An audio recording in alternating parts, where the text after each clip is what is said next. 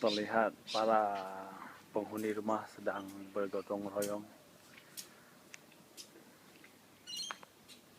membersihkan pekarangan rumah.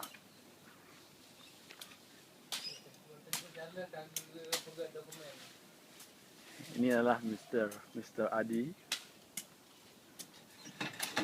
dan ini adalah Mr. Irfan tengah gekuh sedang mencari harta karun. Selama harta karun tidak ditemukan, beliau tidak akan pernah menjadi karun berhenti mencari harta karun tersebut. Ya, beliau tidak akan pernah Terlihat menjadi karun. beliau sudah 5 hari 5 malam, katanya 7 hari 7 malam harta karun akan beliau temukan menurut tafsiran mimpi. Kepercayaan Joyo-Boyo. Kita ke arah lain. Di sana terlihat para kawan-kawan lain yang sedang membersihkan rumah juga. Ada hutan di atas rumah.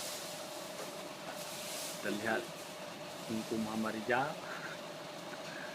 dan Tunku Nasro di atas. Yang baik dawa.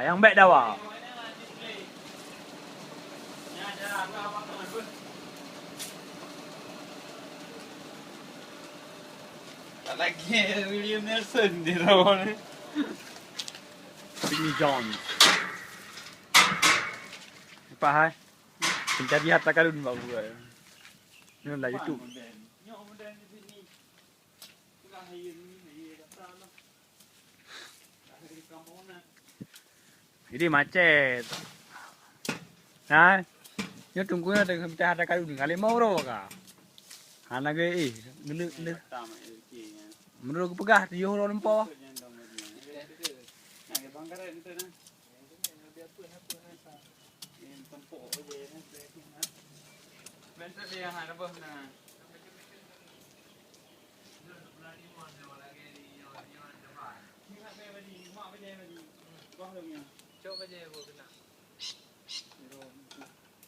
Oh, nyan bet tu ah. Nyan apa tu yang bet ha. Komplain lewat samping je. Tengin je.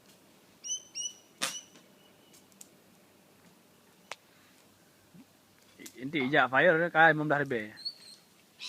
Nah betul.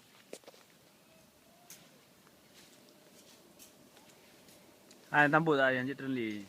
Ni dah mana? Ni hei, ni juga yang dulu tambut. Le payah. Manja.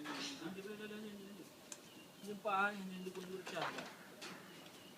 Anu mai, ja kata sun raga dia bo. Raga atas bo. Oh. Nah. Di mana dah oi mana? Dia kemana? Hai pandang. Empan itu no. Ah, mana ada ni? Berarti mak-maknya undang. Ni kacang aja mak.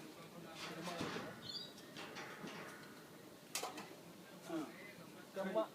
Oh, nyo empan. Biasa orang EU, yang je trend je. Nyo itu. Tak mana ada kamu mak. Tu lanjang itu belum. Oh, kacang. Nyo adalah mesin kol na liung. Kalau ada cabut.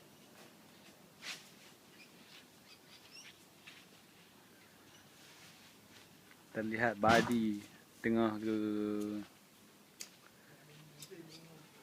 third bro. Dah 100 third tu. Ni je fire dah. Bayu ke?